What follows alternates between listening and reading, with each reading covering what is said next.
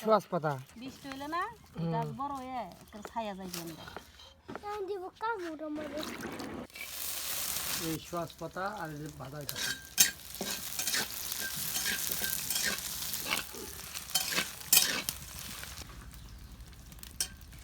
sauce পাতা দিয়ে দিলাম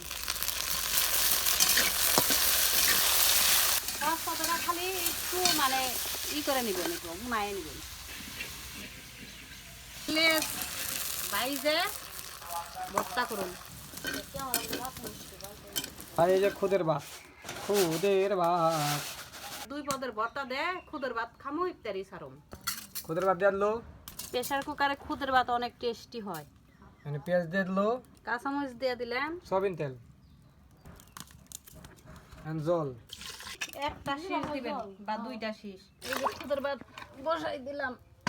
বাবা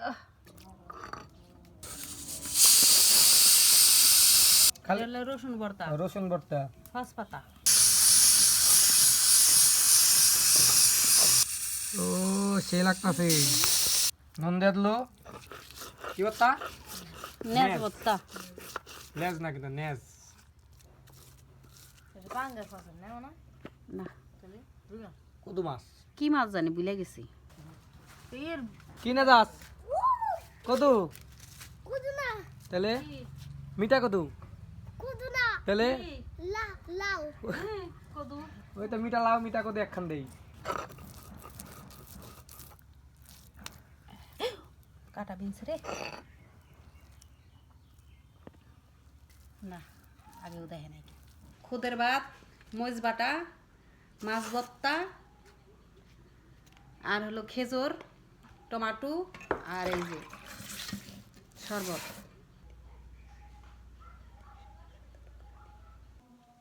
বিসমিল্লাহ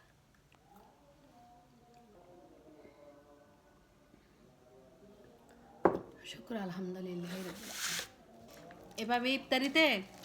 খুদের ভাত রান্দা খায়াবেন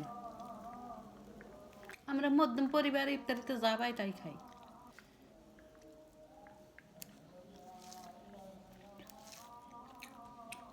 খুব মজা